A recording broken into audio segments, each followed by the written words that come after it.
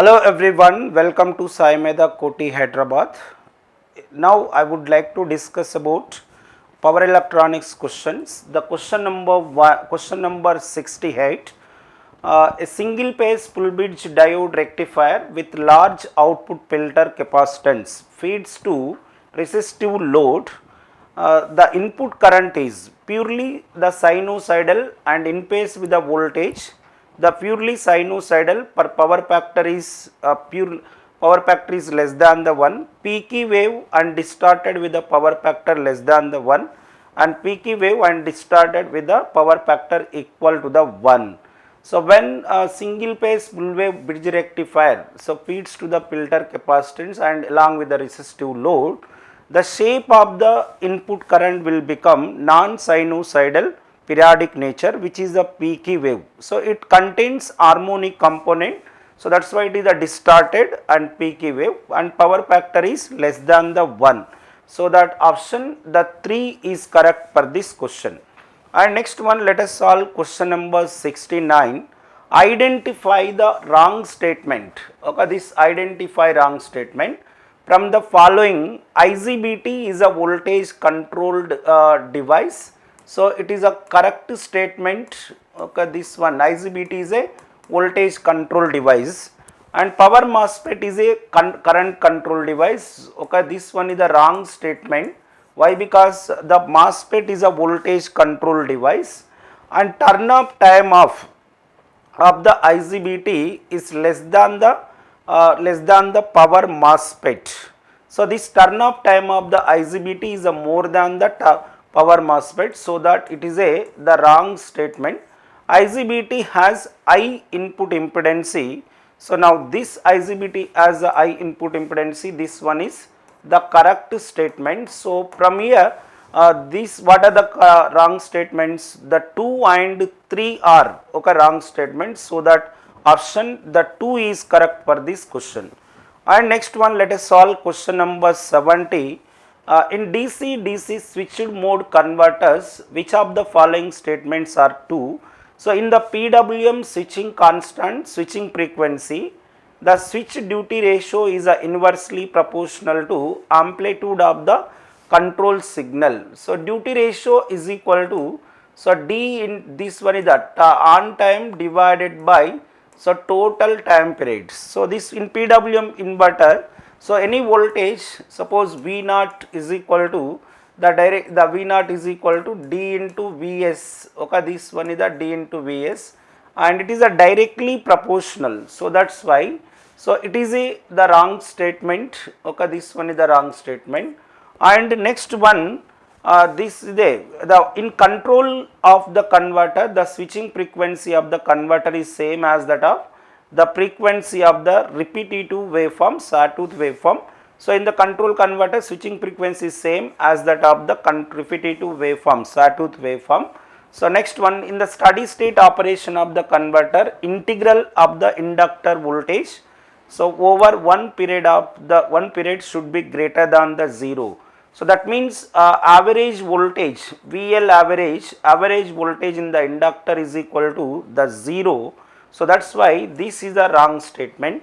And the average current through the capacitor operating periodic state is a 0. So in the capacitor, so the capacitor current, average capacitor current is equal to the 0. So but this is given that this 0, so that it is a correct statement. And what are the correct statement? Okay, 2 and 4 statements are correct. So that option 3 is correct for this question. And next one, let us solve question number 71. The question is, MOSFETs are connected in parallel very easily because conductivity of modulation is absent, its on-state voltage drop is low, and its gate drive circuit is simple, and option 4, it has positive temperature coefficient of on state. Okay, it has positive temperature coefficient, that's why it is modeled with a resistive element during the on state. So that option the 4 is correct for this question. And next one, question number 72. A large amp hour capacity of the battery, so that is the battery of 120 volts is charged through the resistor the 7 ohms via single phase of a uncontrolled rectifier, that is single diode, the fed by the AC supply 240 volts, peak value 50 hertz. The peak inverse voltage of the diode and circuit turn off time respectively are. So these are options. So diode rectifier means, okay, a single diode is connected between the source, okay, source and the load. Load is given RE load, battery charging, okay, this one is the RE load. So assume that R and this is the air. So this is nothing but such a battery charging. Example for the RE load is the battery charging.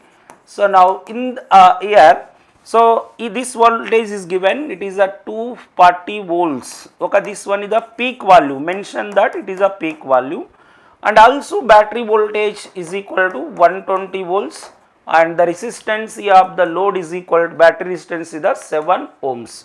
Now we required the peak inverse voltage of the SCR. So peak inverse voltage, first question, peak inverse voltage of SCR, so that is equal to, per RE load is equal to V maximum, maximum source voltage plus battery voltage, maximum voltage. Peak inverse voltage means the maximum voltage during the reverse blocking mode, so is known as peak inverse voltage. So this one is a Vm. So how do we get the Vm value? And also this one is a, the Vm already given, that maximum source voltage is at 240, the plus battery voltage is equal to 120, it is equal to the 360 volts. So that means 360 volts, two options are there given. So this is wrong option and this is also wrong option, or 1 and 3 are possible. And let us calculate circuit turn off time. Tc is equal to, so pi plus 2 theta, okay, this one is the 2 theta 1 divided by omega per RE load.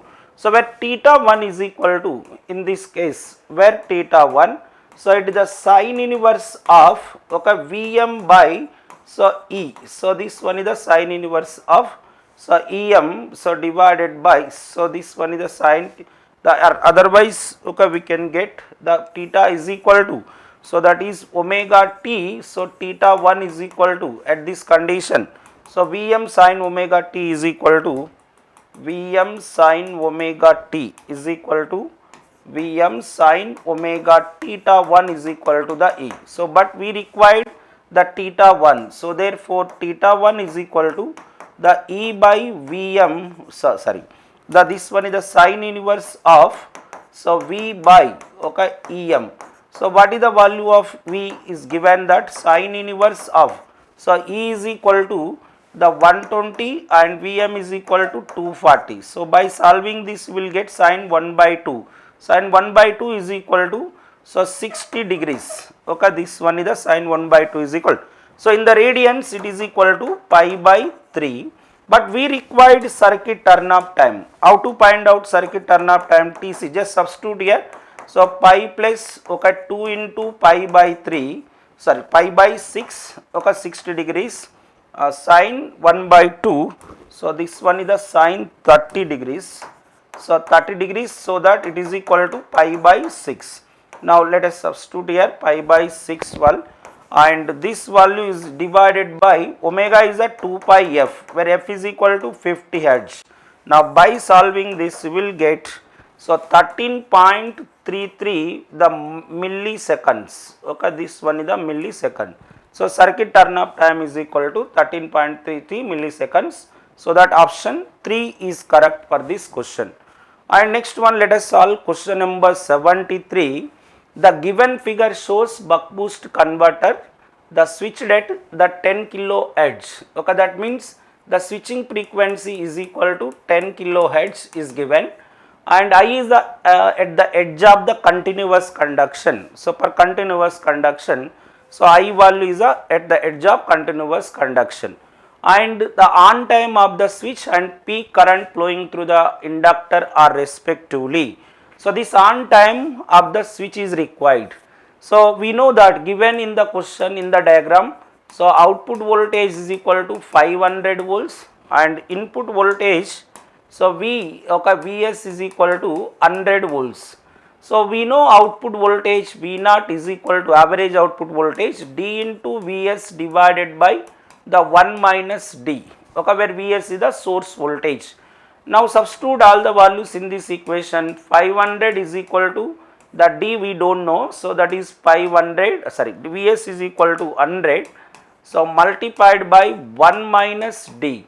So by solving this one is the 1 minus D into 500, that is equal to D into 100, so this will be cancelled.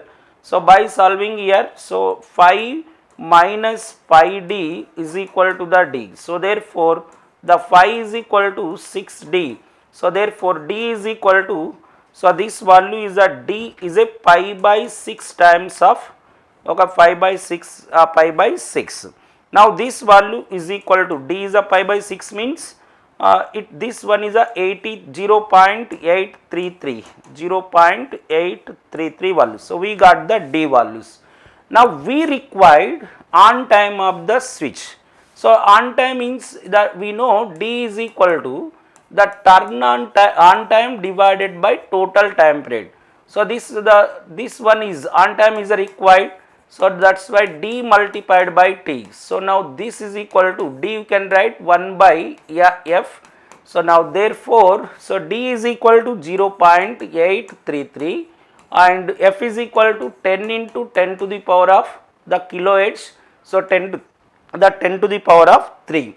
So now by solving this we will get, so it is a 83.33 the microseconds, okay, this one is 83.33 is a microseconds. And so next one, there is a one current is mentioned, current required at the edge of the continuous conduction. Now we know that, okay, in the current passes through the inductor. So what is the formula to find out IL? So IL value is equal to average current in the inductor is equal to, so now this value current passes the inductor, so current passes through inductor value, so IL maximum value is equal to, or IL maximum, this one is a the I naught current passes through the inductor current is required.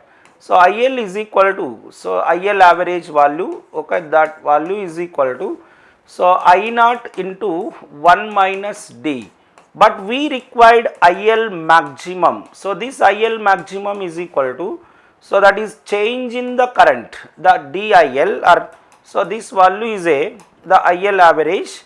So I naught into 1 minus D, the here 1 minus D, so that is IL average plus DIL by, so this one is the DIL by 2.